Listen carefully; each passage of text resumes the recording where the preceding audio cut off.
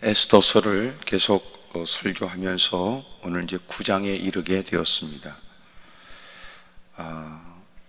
오늘 성경에는 이미도 유대인들을 다 죽이려고 몰살시키고 멸절시키려고 했던 하만의 계획은 틀어지게 되고, 하만은 오히려 그를 모르드게를 죽이고 그에게 속한 유대인들을 죽이려고 했던 그는 그를 죽이기 위해서 세웠던 높은 나무에 달리게 되어 오히려 하만은 죽게 되었고, 모르드게는 왕의 사랑을 받고 또 나라의 위상은 점점 더 높아지게 되었습니다.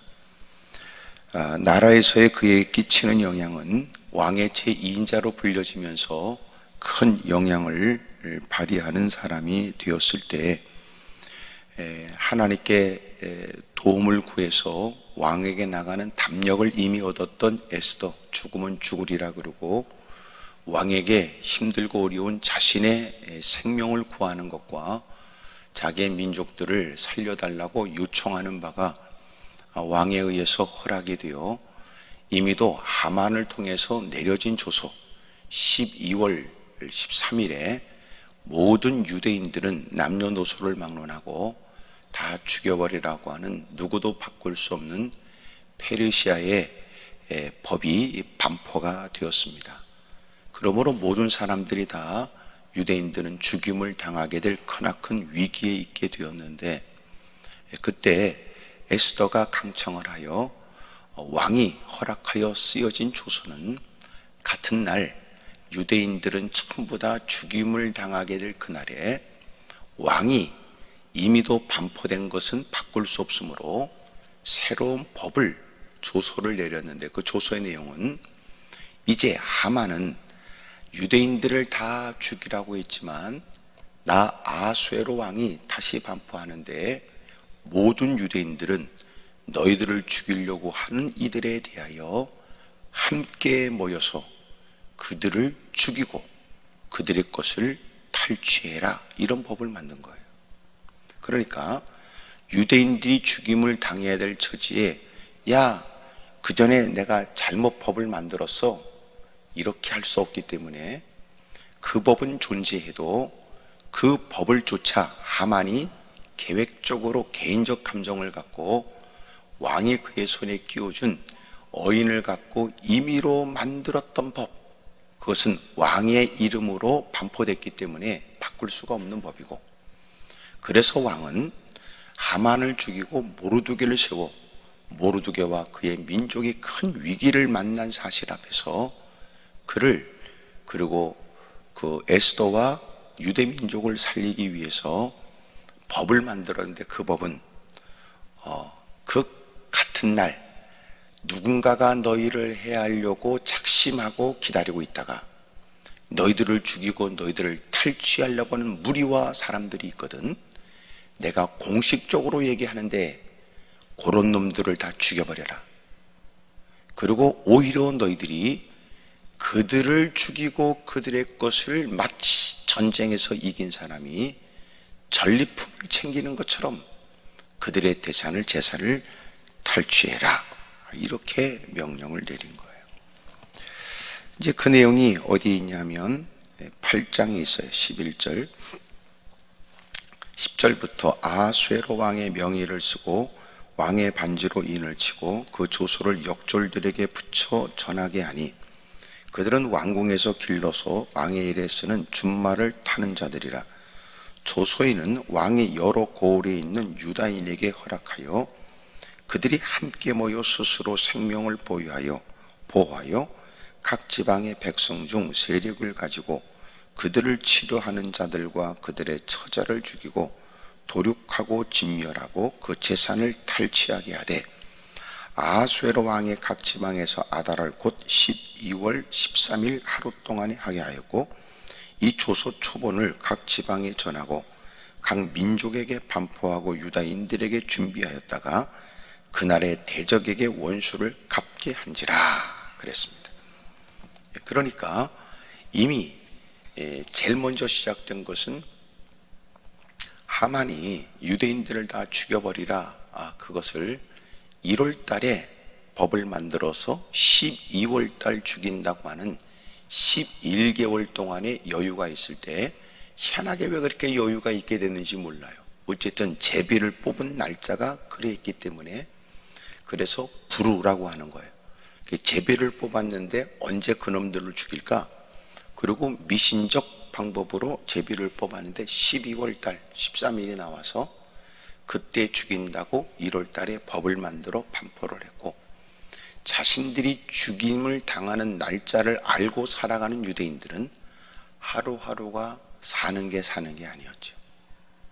통곡하고 굵은 베옷으로 입고 재를 뒤집어 쓰고 그러고 고통 속에 있을 때, 에스더가 모르드게를 통하여 민족의 큰 위기를 알게 되고, 그가 왕 앞에 나갈 수 있는 조건은 없으나 하나님이 너를 그 위치에 세운 것은 이때를 위함이 아니겠느냐. 누가 왕한테 가서 나라의 위급함, 소위 유대인들의 위급함을 얘기할 사람이 있겠느냐.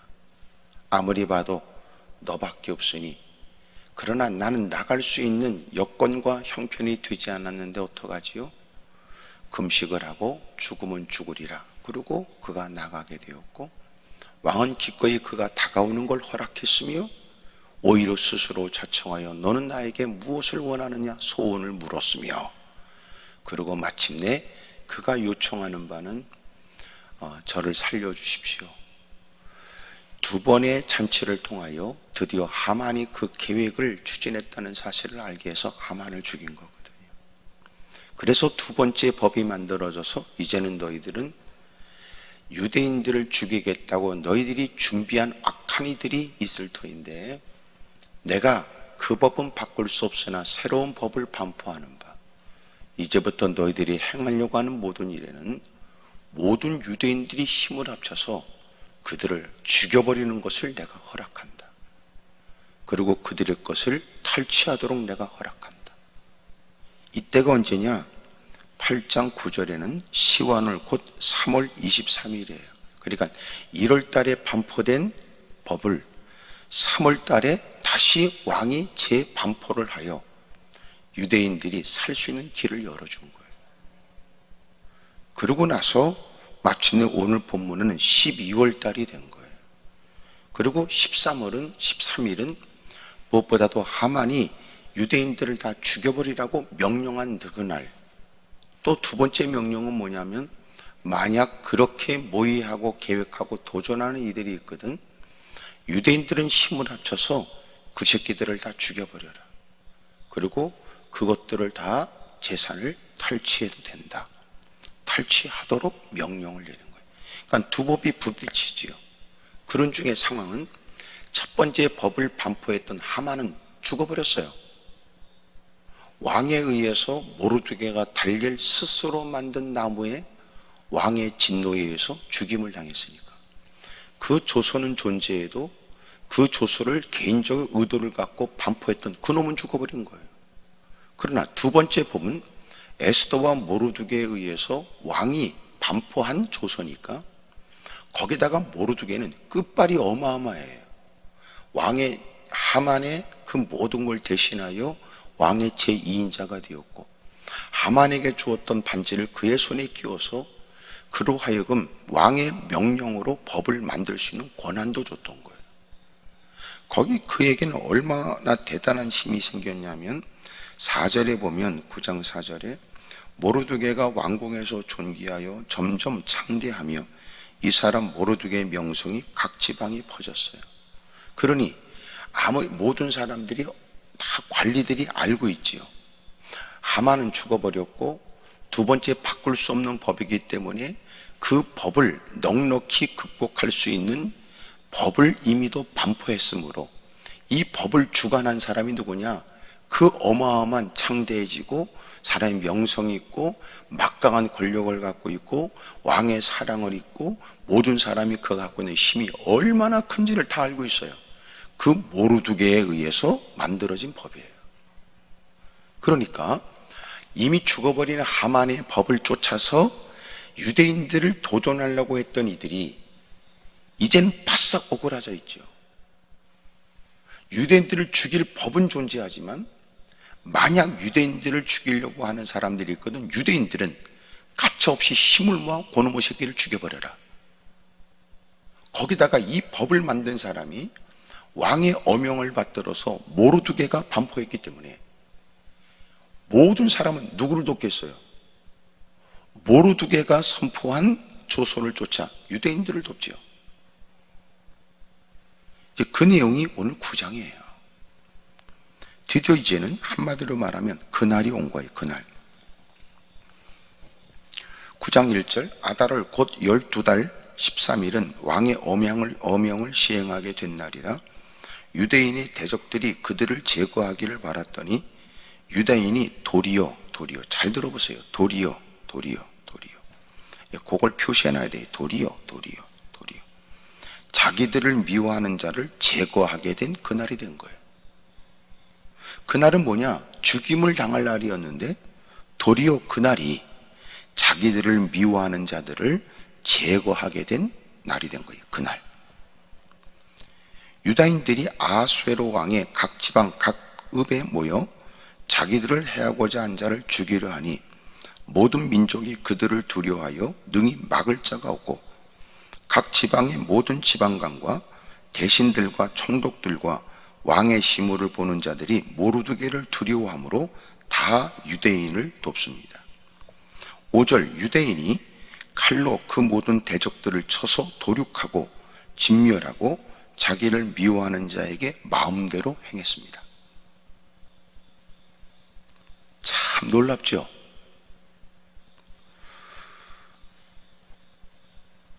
그날 유대인들이 다 죽임을 당하게 될 날인데 도리어 유대인들을 죽이려고 하는 사람을 합법적으로 정당방위로 왕의 명령에 의해서 자신들을 죽이려고 모의하고 그리고 11월 달까지 11개월이 있을 때 12월 달이 되기까지 이런 모든 법들이 반포되기 전까지 모든 사람들은 유대인들을 어떻게 생각했을 거예요?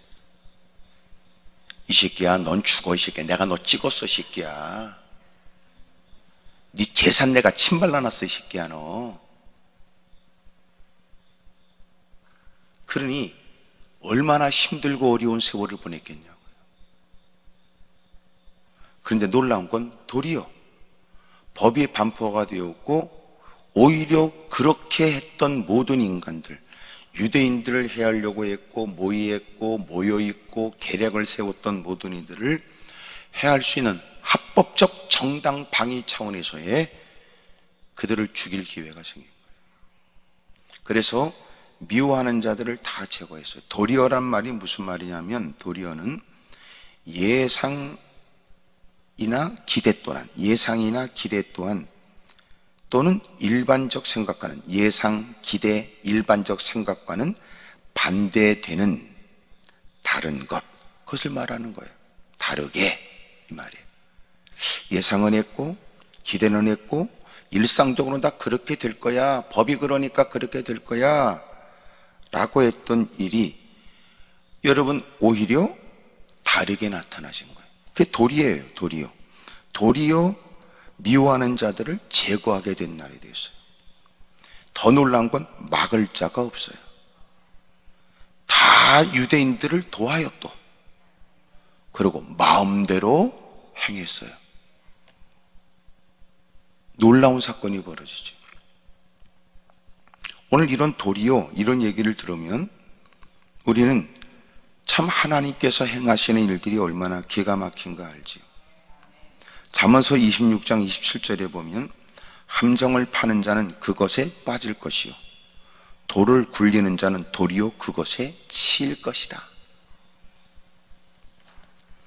우리가 잘 알고 있는 다니엘서 6장에 다리오 왕이 최고의 위치에 있을 때 다니엘이 사자굴 속에 던져지는 크나큰 위기를 경험해요.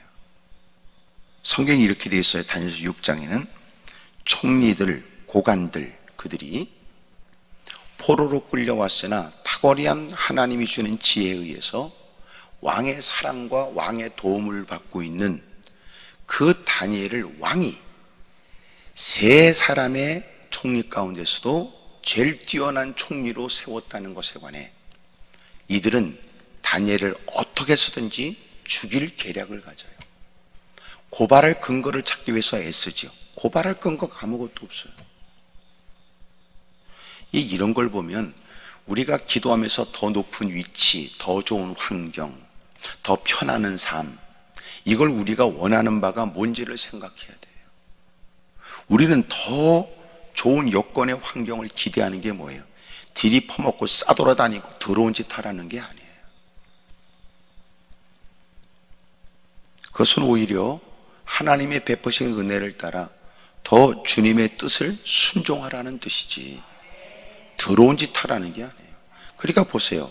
다니엘도 기꺼이 무사람들이 자기를 죽이려고 고발하려고 할 때 전혀 그냥 뭐라도 근거만 있으면 말을 만들어서 죽이려고 하는데, 말을 만들어서 별말을 만들어서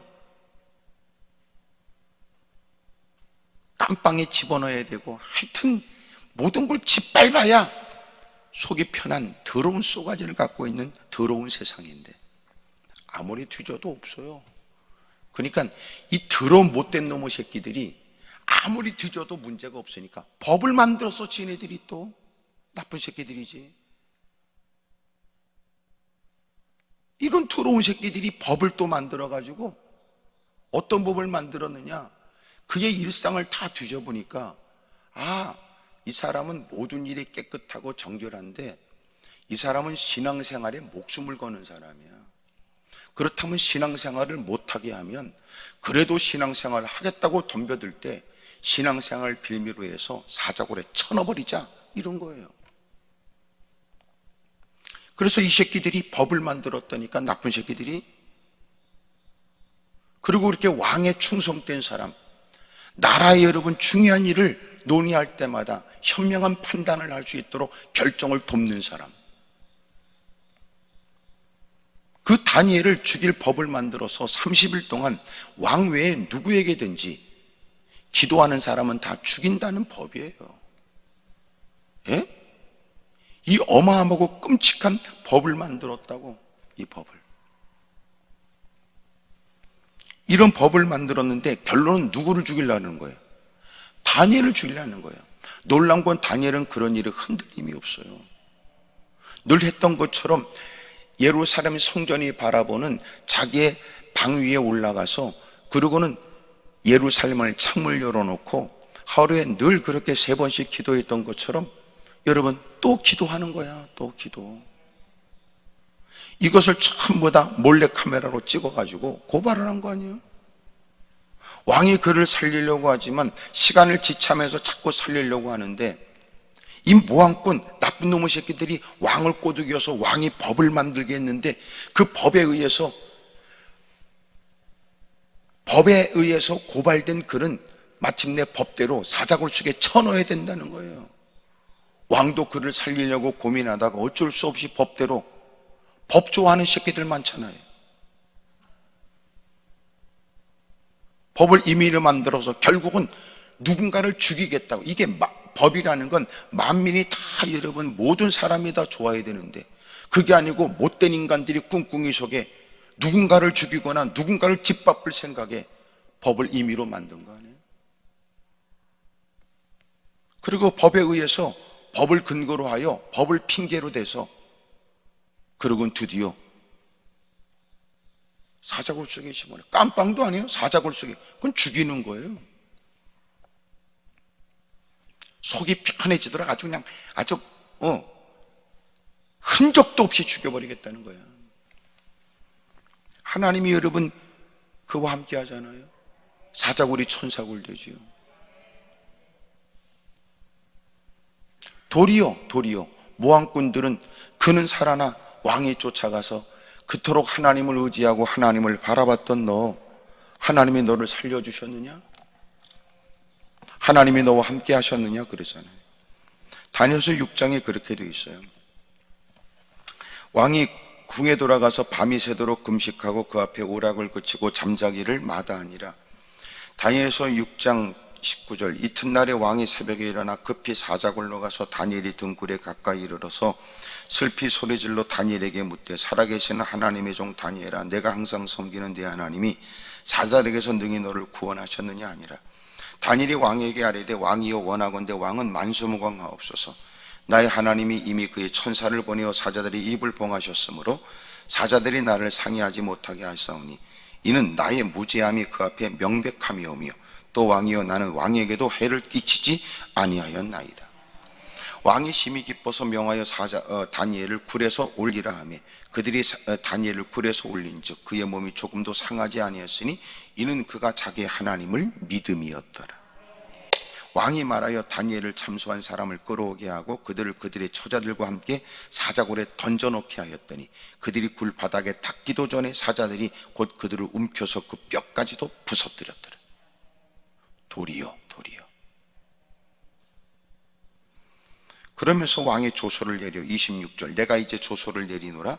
내 나라 관할 아래 있는 사람들은 다 다니엘의 하나님 앞에서 떨며 두려워할지니 그는 살아계신 하나님이시여 영원히 변하지 않으실 이시며 그의 나라는 멸망하지 아니할 것이요 그의 권세는 부궁할 것이며 그는 구원도 하시며 건져내기도 하시며 하늘에서든 땅에서든지 이적과 기사를 행하시는 이로써 다니엘을 구원하여 사자의 입에서 벗어나게 하셨음이라 하였더라.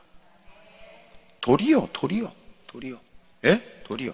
아무리 세상에서 별 여러 번 극성을 떨고 별말로 별 다양한 방법으로 도전하지만 그럼에도 불구하고 도리요. 우리에겐 도리요 있다면 도리요. 그들이 벌떼처럼 일어나서 하나님은 하나님의 백성들을 책임져 주신다. 그들이 이제는 득세한 듯 보여주고 그들이 이제는 이기고 이제는 그들의 손아귀에 우리의 생명이 다 좌지우지되는 것처럼 보여줘. 인간들이 눈에 뵈는 것 없이 오만방자하지만 그럼에도 불구하고 하나님은 도리요. 사람들의 상식, 흘러가는 모습, 되어진 정황, 그것으로는 상상하지 못한 일이 일어나게 하신다. 요새는 믿지 않는 사람들도 야 이거 기독교가 오히려 이게 정부의 도전의 대상이구나. 믿지 않는 사람도 그러더라. 믿지 않는 사람들도. 예? 참 문제지요. 사실 여부를 떠나서 오해될 짓을 정부가 했으니까.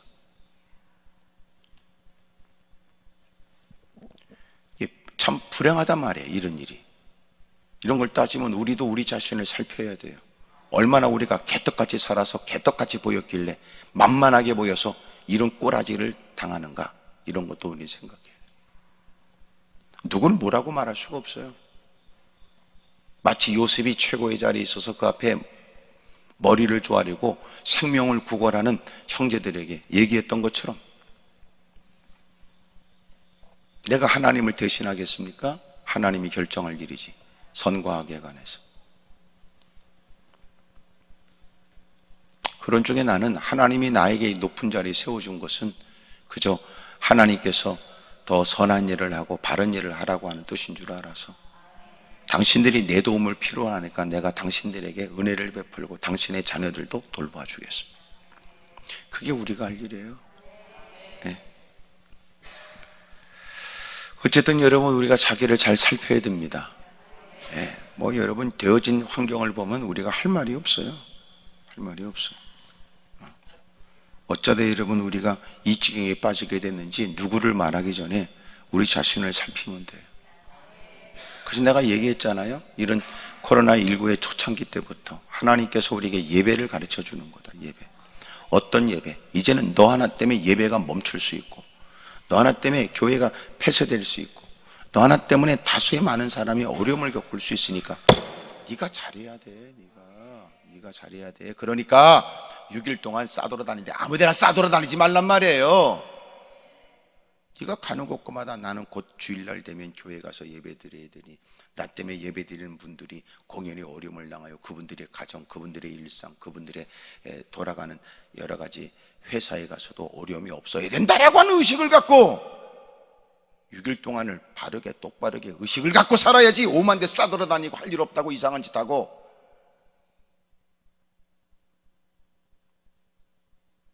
그러다가 여러분 다른 사람까지 어려움을 주니까 하나님이 우리에게 예배를 생각하는 게 예배. 그러니까 예배는 그냥 주일날 네가 그냥 여기까지 오늘 그냥 갔다 오자 찝찝하니까 그런 게 예배가 아니고, 예배는 6일이 전제된다. 6일이. 예? 한 사람 때문에 여러분 예배가 졸지에 여러분 예배당이 폐쇄되잖아요. 그리고 예배 참석한 사람도 시달리잖아요. 예? 지금 급기야 어떤 지경이 이르게 됐어요? 개떡 같고 거지 같은 의식 없는 생각 없이 살아가는 사람들 때문에 이제는 직장에서도 사람들 보고 교회 가지 말래잖아요. 왜 이 지경이 되도록 만들었어요? 믿음도 개떡같이 없는 인간들이 의식도 생각도 상식도 남들에 대한 배려도 없는 엉터리 같은 인간들 때문에 그렇단 말이에요.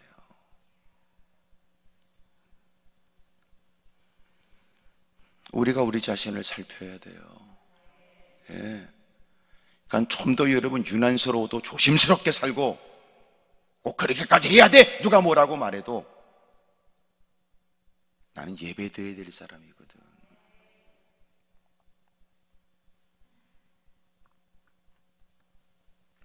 이런 의식이 없는 게 이게 불행하단 말이에요. 이게 이런 의식이 없다고 하는 것 때문에 사람들이 여러분 기독교를 마치 반사회적 집단으로 여기려고 하는 게 이게 얼마나 끔찍한 일입니까? 오히려 주님은 다가온 우리에게 너희는 세상에 이리때 속에 내가 너희를 보내는 건 양을 보내는 것과 같다고 말씀하셨는데, 참 가슴 아픈 일이에요. 가슴 아픈 일. 여러분, 우리가 신앙생활을 바르게 하려고 그러면 나 때문에 다른 사람이 내 신앙생활 때문에 행복해야지. 지는 여러분 더러운 성질에, 지는 여러분 나름대로의 나쁜 생각에 온갖 더러운 짓을 막 하면서 신실된 믿음의 사람으로서 바르게 살려고 하는 틈바구니에 끼어 무사람들이 드리고 싶어하는 예배마저도 못 드리게 해서야 되겠냐 그 말이에요. 되겠냐. 예. 불행한 일이지.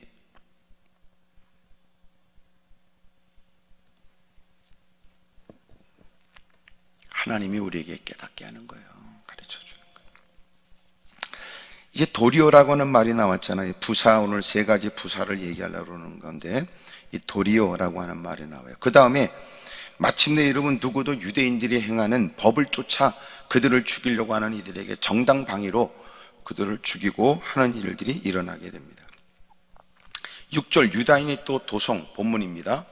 유다인이 또 도성 수산에서 500명을 죽이고 진멸하고 또 바산나다, 달본, 아스바다와 보라다 곳곳에서 9절까지 곳곳에서 그들은 500명을 죽이고 10절, 곧 여러분 10명의 사람들 함므다다의 손자여 유다인의 대적 하만의 10아들을 죽였고 그러니까 500명을 도성 수산에서 죽였고, 그리고 10명의 하만의 자식들을 죽였고, 그러나 잘 보세요. 그들의 재산에는 손을 대지 아니었어요.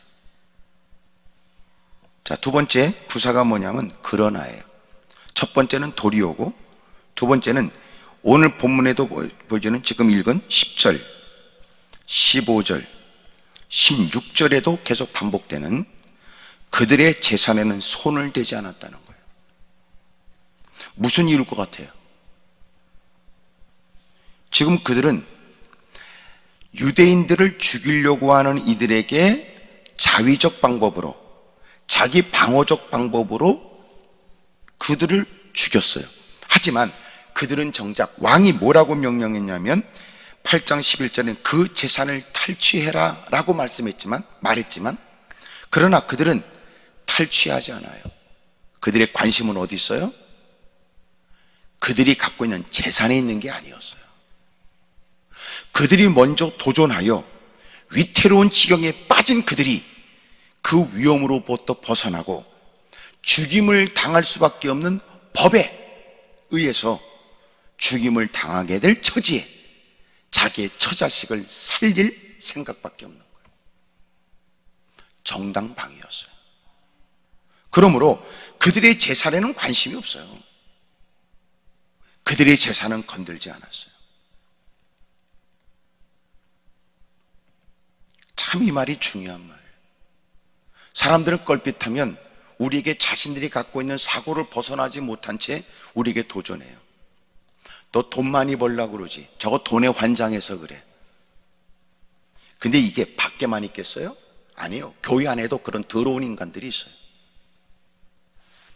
하나님의 영광을 위해 살겠다는 말은 서슴없이 하고, 주를 위해서는 뭐든지 아끼지 않겠다는 말은 하지만 날마다 이 사람의 생각은 이기적이고 계산적이다 그 말이에요.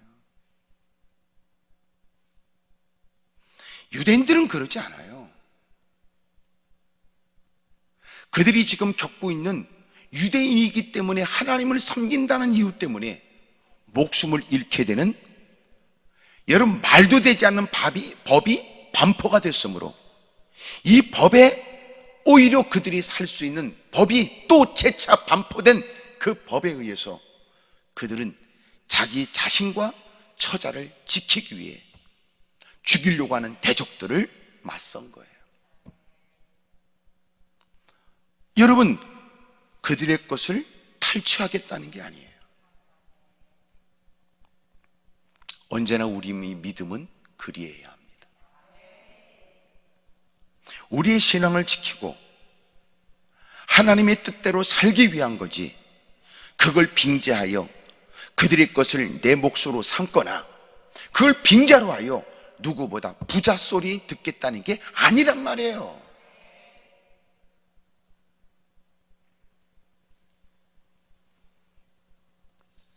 하나님을 빙자하고 그러나 속내는 야망이 있고 삐뚤어진 탐욕에 의해서 자기의 욕심을 채우기 위해서라면 무슨 짓도 하겠다고 하는 이런 더러운 일에 휩쓸려 가지 않기를 축복합니다.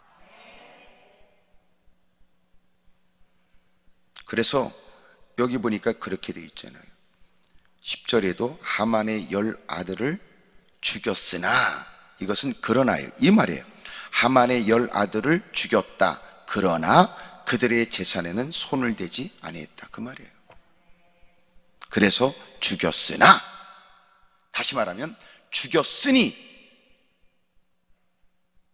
이제는 탈취해도 될 것 같은 법이 있으므로 전혀 문제될 것 없으나, 그러나 그들은 대적들의 재산에 손을 대지 않아.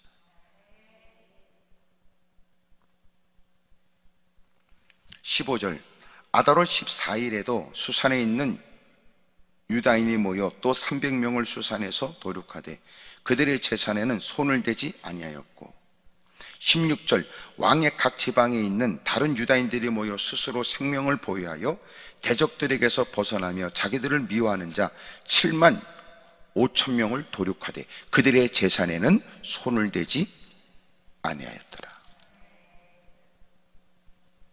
사랑하는 여러분, 우리는 믿음을 위해 목숨을 걸고 믿음을 위해 살며, 그래서 주님으로 사는 겁니다. 아멘입니까? 정직하게 성실하게 진실되이 살면서 하나님이 주시는 걸 감사하게 여기고, 주님이 주셨다는 것 때문에 10분의 1을 구별하여 드리고, 나머지 것도 나는 주님으로 사는데 베푸시는 은혜를 감사하여 깨닫게 하시고 알게 하시고 또 분별케 하시는 성령의 음성을 따라 순종하고 사는 거예요.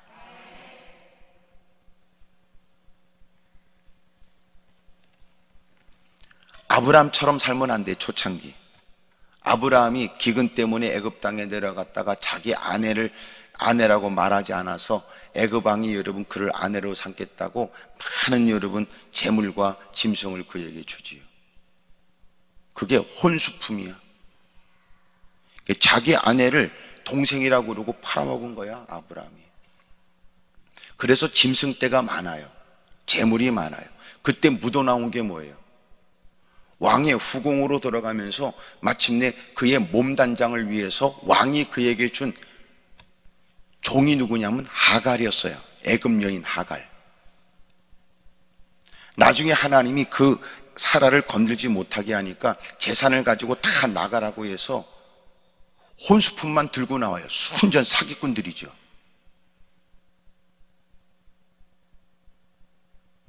그것 때문에 큰 곤혹을 치러요. 어떤 곤혹인데요. 그래서 끌고 온 재산, 그래서 따라온 몸종 때문에 이스마엘이 태어나요. 지금 중동이 저렇게 시끄러운 거예요. 그렇게 해서 여러분 돈을 버는 건 돈을 버는 건 사기꾼이지.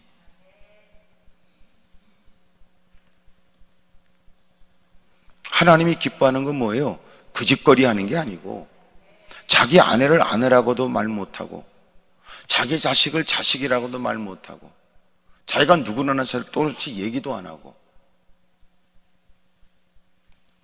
사람들이 절박한 마음을 이용해서 사기치고 등쳐먹는 게 그게 하나님께 주는 물질이 아니에요. 근데 못된 인간들은 그렇게 해서 사람들의 돈을 빼앗는 것이 마치 하나님이 악인의 재물을 의인에게 부어준다고 사기친단 말이에요. 그 말 아니에요.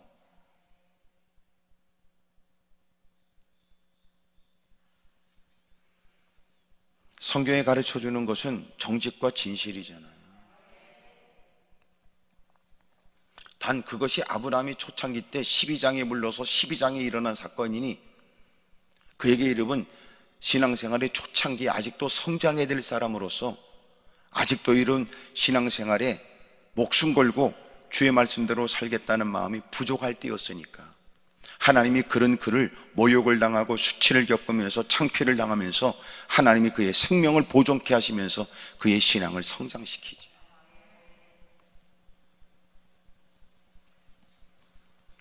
그러므로 첫 번째 부사적인 근로는 도리요, 두 번째는 그러나입니다. 그러나 하나님께서 이기게 하심으로 다 이기게 됐는데 그 이기게 된 과정 속에서 놀라운 것은 재산을 탈취하지 않아요.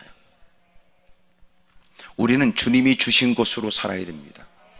우리는 주님이 주신 은혜로 살아야 됩니다. 세 번째, 여러분 9장 19절이에요. 9장 19절 17절부터 보면 아달월 13일에 그 일을 행하였고 14일에 쉬며 그날의 잔치를 베풀어 즐겼고 그래요. 그러니까 12월 13일에 그 일을 행하였고 14일에 쉬었대요. 잘 들어보세요. 이제 이 날짜에 관해서 여러분 헷갈리지 않도록 내가 말씀드리는 거예요.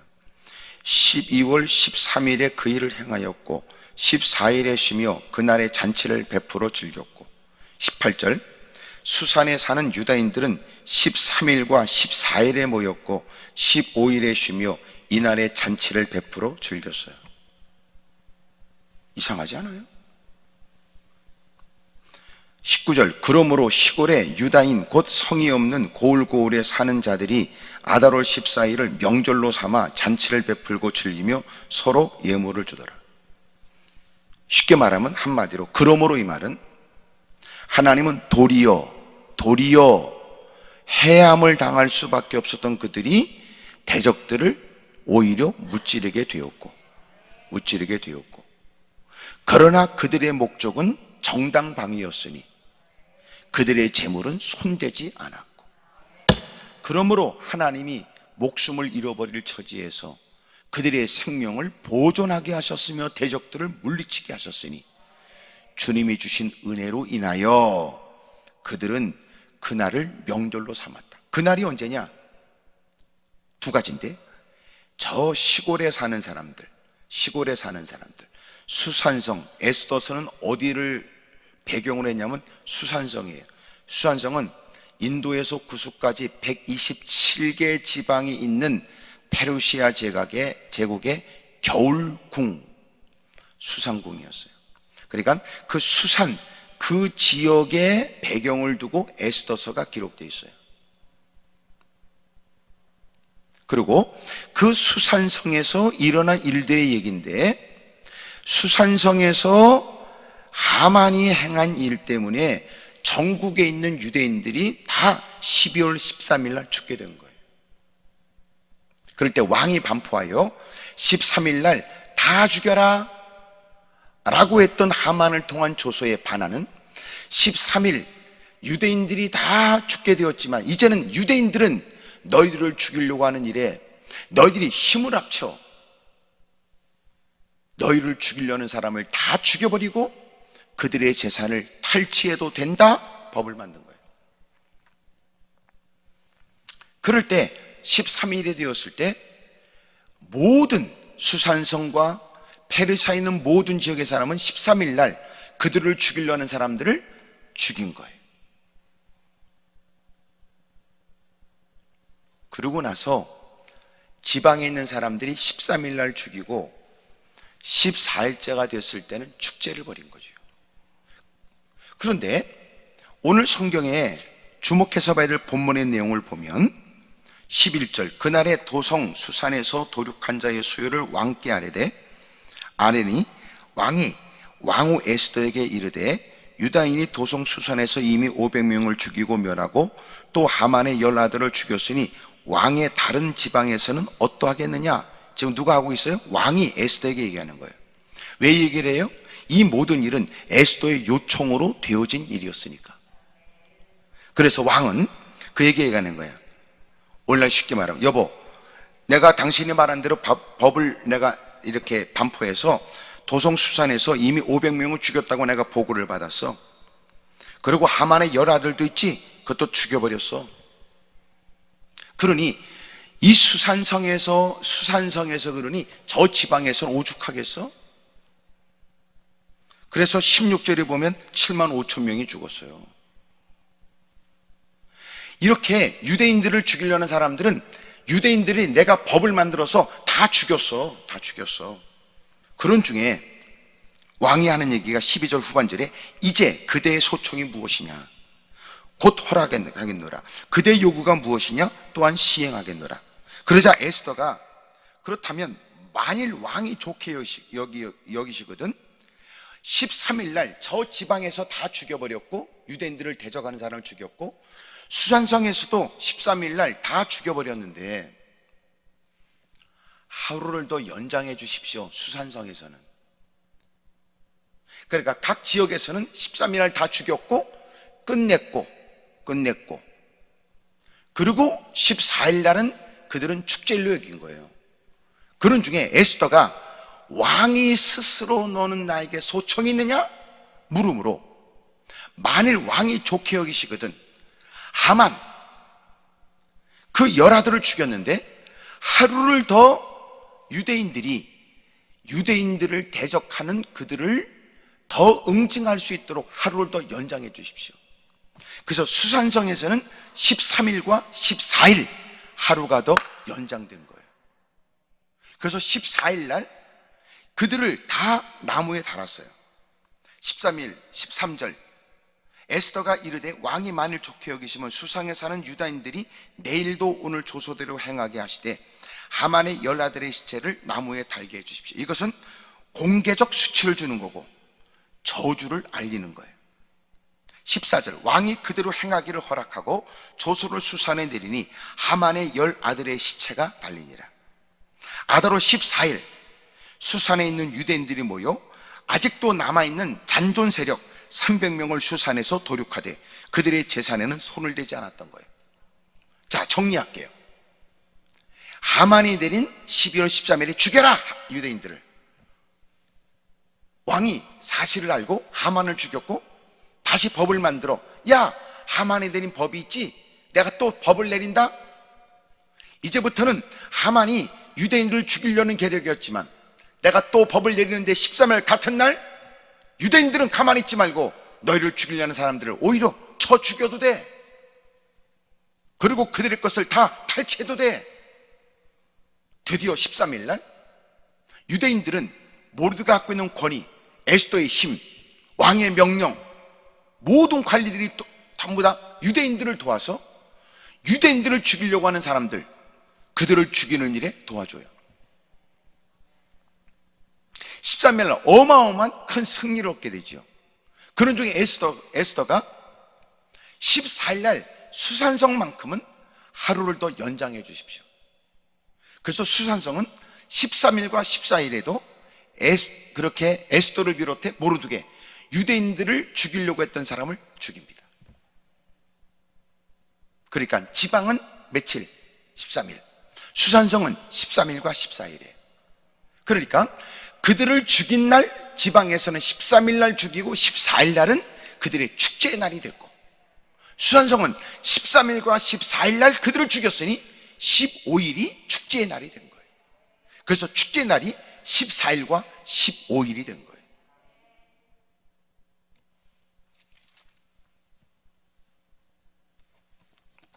드디어 법을 만들어서 모든 페르시아 지역에 있는 유대인들에게는 이런 법을 만들어요.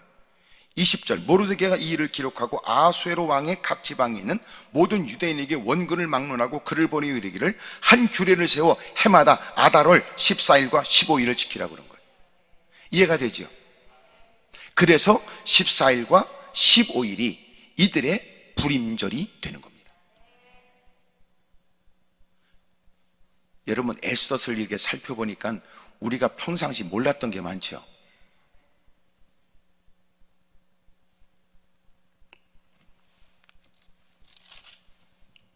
그런데 하나님이 제 마음 가운데 말씀을 읽고 설교를 준비하면서 이런 마음을 갖게 해요. 유난히 제 마음을 부딪혔던 말씀이 12절의 말씀. 왕이 왕후 에스더에게 이르되 유다인이 도성수산에서 이미 500명을 죽이고 멸하고 또 하만의 10아들을 죽였으니 왕의 다른 지방에서는 어떠하겠느냐? 이제 그대의 소청이 무엇이냐? 곧 허락하겠노라. 그대의 요구가 무엇이냐? 또한 시행하겠노라 하니 그래요. 오늘 말씀의 제목이 뭐냐면 하나님을 생각하다 이 말이에요. 저는 에스더를 계속 살펴 설교를 위해서 준비하면서 오늘 9장에 특별히 왕이 에스더에게 하는 얘기를 들으면서 하나님이 생각났어요. 이유가 뭘까요? 왕이 에스더에게 너 소원이 뭐야? 소청이 뭐야? 이 말을 오늘 12절이 네 번째 한 얘기예요. 이미 왕이 조소를 내리고 또 그 모든 일을 추진하여 수산성에서 이미 법대로 13일 날 유대인들이 응징할 수 있는 권한을 줬는데 또 14일도 하루도 연장해 달라고 하는 이 요청도 왕이 허락하게 된 이유가 뭐냐? 왕 스스로가 에스더에게 물은 거예요. 또 뭐 해줄까? 또 뭐 해줄까? 또 원하는 거 없어? 뭐 해줄까? 세 가지 얘기해요. 원하고 바라는 일이 뭐가 있어? 소청이란 말이 그 말이에요. 원하고 바라는 일이 또 뭐 있어? 두 번째, 무엇이든지 내가 이루어줄게. 세 번째, 야 지금까지보다 더 해줄게. 그래서 그대 요구가 무엇이냐? 또한 그것도 시행하겠다 그 말이에요.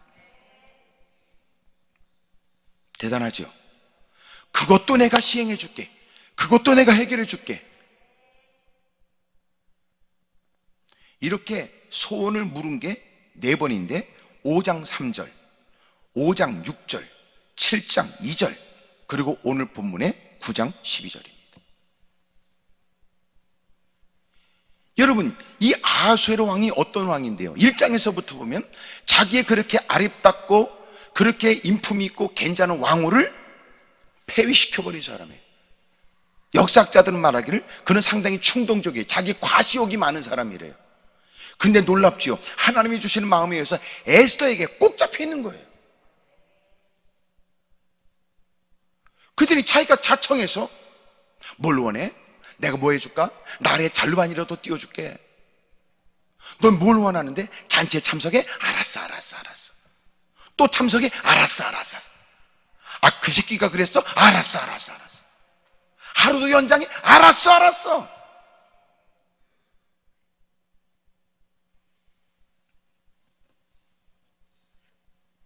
저는 에스더의 미모를 생각한 게 아니고 에스더가 얼마나 아름다운가 이걸 생각한 게 아니라 하나님이 생각났어요. 열왕기상 3장 5절에 여호와께서 솔로몬의 꿈에 나타나셨습니다. 이미도 1000번제를 드려 그리고 피곤 속에서 깊은 잠에 빠져있는 그에게 하나님이 말씀하시길 내가 내게 무엇을 줄까 그랬습니다. 내가 내게 뭘 줄까? 솔로몬이 말하길 하나님, 이미도 하나님이 내게 은혜를 베풀어 줬지요. 제 아버지 아비 다윗에게는 많은 여러 아들이 있었지요. 그런 중에도 많은 왕들이, 많은 형제들이 왕에게 아버지에게 도전했습니다. 그런 중에도 하나님은 저에게 은혜를 베풀었어요. 주님이 지어주신 이름이 뭐였어요? 여디디아예요. 하나님의 사랑을 입은 자. 바세바가 약속했던, 여러분, 드디어 그 아들 솔로몬을 왕으로 세우게 됐습니다. 1000번제를 드린 것은 왕이 되고자 함이 아니라 왕이 된 것이 하나님의 은혜인 것을 고백하는 거예요. 그러니까 1000번제, 1000일의 기도, 이것이 솔로몬의 1000번제와 전혀 관계없어요. 1000번제는 뭐냐? 1000번의 예배가 아니라 1000마리의 황소를 드리는 제사였어요. 그것은 내가 원하는 걸 얻겠다는 제사가 아니라 이미도 그것은 주님이 이루다 말할 수 없는 베푸신 은혜에 대한 것입니다. 그가 고백을 그렇게 했어요. 사울의 칼날을 피해 도망다니는 제 아비 다윗을 하나님은 생명사기로 지켜주셨고, 여러 아들들이 있지만 하나님은 저를 지목하여 아버지 뒤를 잇는 왕이 되게 하셨습니다. 이미도 내가 하는 것은 당연한 일이요, 마땅한 일인데 하나님은 그에게 말씀하시기를 너무너무 그를 이뻐하셔서 내가 너한테 뭘 해줄까? 그랬더니 어쩜 대답도 이쁘게 해? 하나님, 이미도 제게 주신 바 은혜가 크지요. 정말 저에게 뭘 주시길 원하면 하나님께서 하나님의 백성을 무지하기 짝이 없는 저에게 맡겨주셨으니 내가 이들을 이끌고 갈 수 있는 방법이 없습니다. 그저 저에게 지혜를 주셔서 어떤 누구도 억울함이 없이 내게 다가오는 모든 일들을 바르게 판결하고 그들을 이끌어갈 수 있도록 제게 지혜를 주십시오. 그가 구하는 바가 너무너무 하나님 마음에 들어서, 야, 무사람 같으면 생명을 구하고, 무사람 같으면 더 장수하기를 원하고, 무사람 같으면 적을 패하여 영토의 확장이나 더 많은 재물의 증가를 꿈꾸겠지만 어쩜 너는 이렇게 달라? 그의 기도가 하나님 마음에 맞았다는 거예요. 드디어 나는 네가 구하는 지혜도 줄 뿐만 아니라 무사람이 구해도 얻지 못했던 모든 것들을 너한테 주는데 전무후무한 왕이 되게 하신다.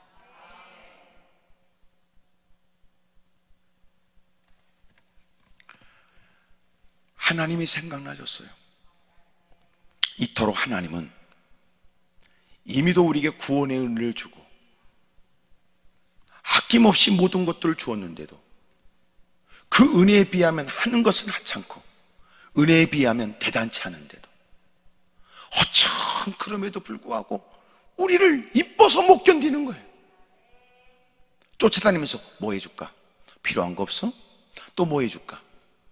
또 얘기해봐. 또 뭐 해줄까? 또 뭐 해줄까? 지금 여러분 표정 보니까 그럴 리가 그러고 앉아있네. 증명해 볼게요. 마태복음 7장 7절, 구하라 너에게 주실 것이요, 찾으라 그리하면 찾아낼 것이요, 문을 두드리라 그리하면 너에게 열릴 것이요. 요한복음 16장 24절, 지금까지는 너희가 내 이름으로 아무것도 구하지 아니었으나 구하라 그리하면 받으리니 너희 기쁨이 충만하리라. 시편 50편 15절, 환난 날에 나를 부르라 내가 너를 건지리니 내가 나를 영원하게 하리라. 더 놀라운 사실, 시편 121편 4절, 이스라엘을 지키시는 이는 졸지도 아니하시고 주무시지도 아니하시리로다. 이야, 낮과 밤이 없네. 장소를 안 가리네. 또 없어? 또 나한테 얘기할 거 없어? 또 나한테 구할 거 없어? 이렇게. 오히려 주님이 바싹 따고 뭐라 그러면 우리는 모가지를 뒤로 제치고 왜 그러세요? 이러고 있는 거예요.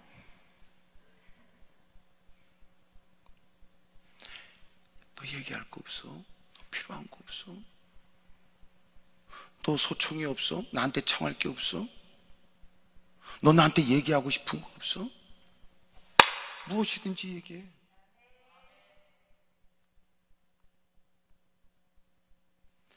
내가 이미도 너한테 모든 것들을 들어줬지만 더 큰 것도 내가 이루어줄 테니까. 왕이 에스더에게 장담하고 하는 얘기라도, 나라가 위기를 만나면 왕후의 최후도 비참해지지요. 하물며 하나님이 우리를 사랑하는데 너 구해라, 내가 뭐든지 줄게. 하나님의 나라는 영원하고 하나님은 변개치 아니하십니다. 하나님은 영원토록 우리를 책임져 주십니다. 에스더를 읽으면서 에스더 같은 용기도 우리가 필요하지만, 그러나 더 중요한 건 하나님께서 아수에로 왕, 전혀 그럴 것 같지 않은 왕을 통하여 하나님은 어떠시겠느냐 라고 가르쳐 주는 거예요.